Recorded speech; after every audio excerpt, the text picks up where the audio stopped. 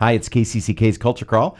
I'm Dennis Green, and my guests today are Blake Shaw from the Kirkwood Jazz Program, actually from lots of stuff, but now most recently, and we'll talk about kind of how you're settling into this temporary appointment, and also from Iowa State University, Mike Giles. Mike, nice to have you here. Thanks. Happy to be here. Yeah, it's been a while. Yes. Great. And Mike is going to be performing and clinicking with the Kirkwood Jazz Band and the concert that's coming up on the 11th of November. So that's why we have the two reps from two schools in here. Yeah. But before we talk about that, Blake, let me start with you. So Joe Perea, unfortunately, had to leave kind of on short notice. And we looked around at Kirkwood and thought, God, who might step into this at least temporarily? And it was pretty obvious, I think, from the get-go that Blake Shaw was the man. So tell me about directing bands at Kirkwood. Well, I'm having an absolute blast. I mean, this is absolutely my dream job, and it feels really special since I, attended here back in 2008 through 2010. So I know the program. I know so many people here. Just the coming here. Pull the microphone just a little bit closer to you. Coming here and meeting all these people that I know already in the position that I am now has just been so easy. Everyone's so nice. I have someone to ask questions all the time. And even some of my mentors that I had at University of Iowa or around here teaching lessons and stuff. That's right, because Steve Grismore exactly. is teaching guitar. Yeah, so I ask him lots of questions all the time. That's got to be an interesting feeling coming back as an alum of the program. I mean, you've always, even in middle and high school, you were a talented musician. It was obvious that you were going to be doing something with music, but I really felt like it was Kirkwood where you really found your feet as a musician, and it really set you on the course. Absolutely. When I was in high school, I loved music, but I had no direction. I didn't really know what I wanted to do with it. It was just kind of a hobby.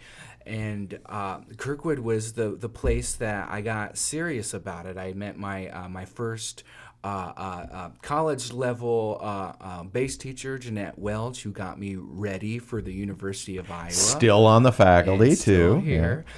Yeah. And just so, like you said, so much has just come from being here, and I'm super happy to just continue that with the students that are here. It's like all the time, these students I'm talking about, like where are you gonna go next? How can I help you get to that place next?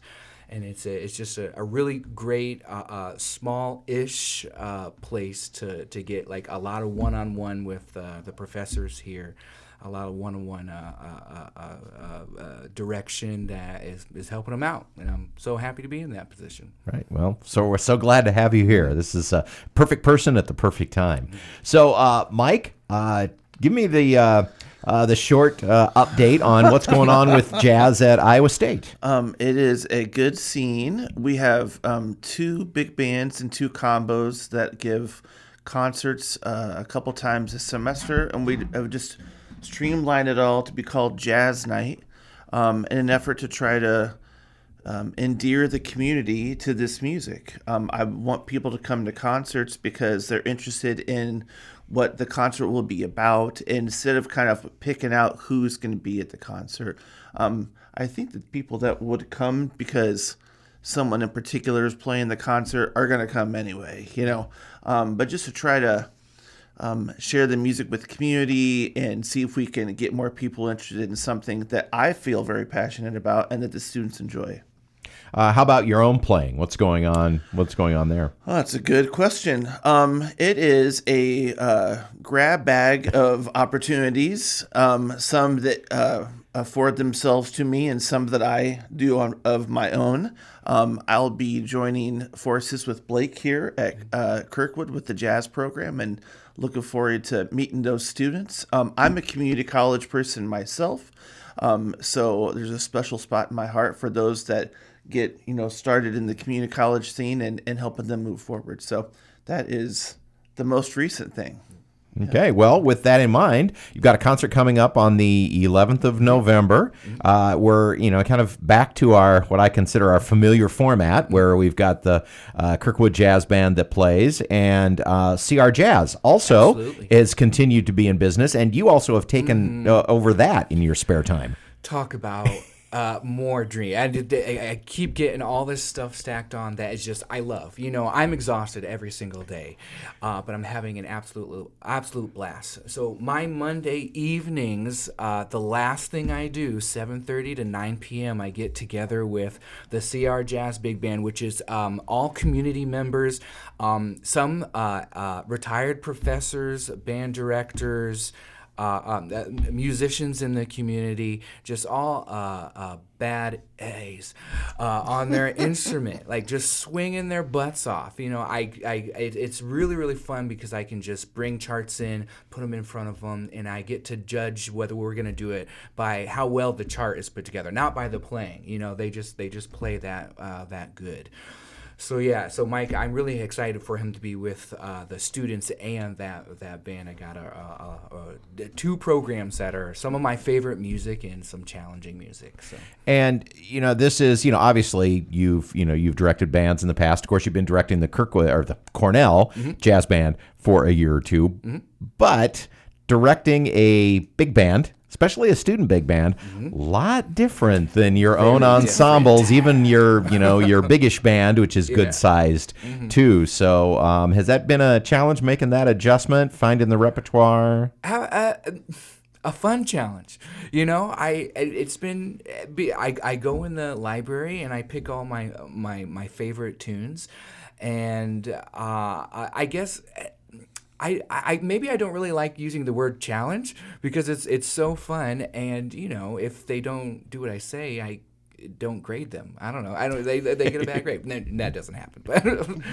But it's too fun to call it a challenge. It's more people, it's more colors. This is the first year that I've had a full band, a full big band. The bands that I've had in the past of mine or that I've had the opportunity to coach have always been smaller bands. So this time we're working on balancing each section to each other. And this year, the student band that I'm directing has a huge rhythm section. 4 drummers, two fantastic bassists, 3 guitarists, and a vibraphonist. No piano, but just like all those wonderful players. And it's been a real fun job trying to, okay, you here, and okay, yeah, you guys, you should do that tune, and just fun stuff. So as you're digging in the music library, which is pretty extensive over the years, from Tim Feldkamp up through Joe, they have always gotten a lot of charts. Is it have you dug out some charts and discovered that there were still your own notes that you had made from when you were here? I keep running across them like, oh my gosh, I played this. That's how I know it. So tell me about the repertoire that the two of you have picked out for this concert. Well, I'll tell the student band because that's mostly the ones that I picked. For the student band, we're gonna do this really fantastic arrangement, Maynard arrangement of "Take the A Train." Wait a minute, that wasn't Maynard. Oh my gosh, I forget. Sesame Street. Oh, that was Sesame Street. Yeah, Sesame Street was. We got a Sesame Street theme. That is the Maynard one, and I have 3 trumpet players in the band that can scream, so it's like really fun to do that. And then we have another tune, "Take the A Train," which goes back and forth from samba and swing that has challenged the band so much. That's the tune that's come the farthest, and they're kicking butt on it. And then we have a couple blues tunes, "Don't Mess with the Blues," just a blues in G, simple stuff like that. So just, swing stuff, swinging our butts off and a little bit of different. And then, so Mike, sounds like maybe you've picked out some charts for CR Jazz. Is that how that's working? I think that's how that's working. The tunes that I am going to be playing on include the Benny Golson chart, "Killer Joe." Oh, nice. Let's see. A really great arrangement by Bob Brookmeyer of Skylark. that on the original recording featured Jim McNeely at the piano and Dick Oates, Iowa native, on it. So there's a lot of heavy lifting in those individual parts, and then the band has its moments, but it's not like real challenging for the band necessarily. That we're doing The Chicken, a Chris Berg arrangement from his Metroplexity Ensemble. A nice thing that is, I often think that you program a piece, something for the audience, something for the students, something for yourself. And I think The Chicken carries a couple hats. Yeah. The audience seems to connect with it. And I think the students have fun playing that kind of music. And then we're doing an original of mine called The Two, which is something that I wrote for a Gershwin presentation, talking about the two Gershwin brothers working together. A lot of times we spend so much time thinking about George that we don't do a whole lot of investigation in how Ira contributed to George's career. And that tune, this will be my first time. This actually, I don't know if Blake knows this. This will be my first time to play that tune. Oh. I have led that tune, but I have never actually played the tune. So I'm looking forward to getting a chance to actually do that. And the melody has rhythmic material and chord changes that fit with that, but the note choices themselves just have to fit that particular rhythm of the melody and the chords. So the melody is different every time. Cool. Kind of like a relationship with somebody would be different. It's a lot of the same stuff and built on the same structures and principles, but fluctuates every time you do it. So nice. Yeah, I'm looking forward to doing it. I was wondering why there wasn't any melody on the lead sheet. Yeah, that's it. Yeah, and it is a choice, not a cop out. Good. So, Mike, when you come in as a guest on something like this, and I think at the time we're recording this a little in advance. Have you even seen the band yet? No. Yeah. So sight unseen. Mm-hmm. When you come into an ensemble like this, which is as Blake says, swinging their butts off, but still beginners. Sure. A little past high school. Yeah. What are the kind of the global things that seem to come up again and again in terms of clinicking? Well, I think it's important to read the students where they are and take that for what it is in that moment, as opposed to kind of putting in this should be like this, or certain expectations. Those aren't fair, and they are.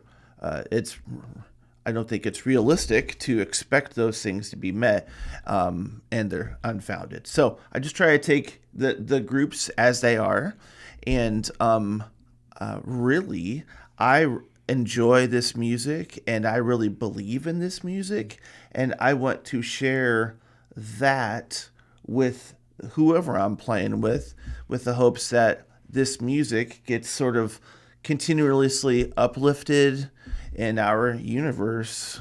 So that's just kind of what I'm shooting for. That's the business we're all in. Yes. Yeah. And it's got to be fun. I mean, because you remarked, in your tune, The Two, that you've conducted it, you've directed it, you wrote it, but never had a chance to play it. Yeah. This is also I'm guessing, a somewhat unusual opportunity for you definitely to get to sit in and actually play in the band with the students. Yeah, it's fun. It's a different environment. Obviously, when you're playing in a small group situation, there's a lot more. Even if you're the person that's new to the scene, there's a lot of collaborative work. But in the big band setting, I feel privileged to have the opportunity to play with a group of people that are all kind of working towards that main thing. So yeah, it'll be different for sure. It'll be a lot of playing, but it'll be a lot of fun stuff, and I'm glad to be working alongside Blake through this. The Kirkwood Jazz Ensemble in concert with CR Jazz with Mike Giles, special guest on saxophone, coming up on the 11th of November.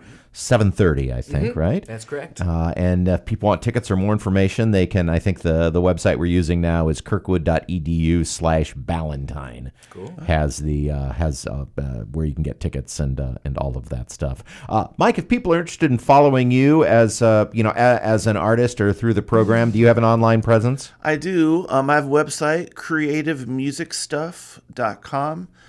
Some advertisements of gigs coming up. I listen to an album every day, and then I post those with stuff that I enjoyed and other things that you're listening to. It's a common thing that people ask, "Hey, what have you been listening to recently?" Right. Oh yeah. So I just share all that and some other things on there. But yeah, so creativemusicstuff.com, and that'll kind of hook you back into what we're doing at Iowa State as well. Okay, and Blake, in addition to Kirkwood, mention how people can follow you online.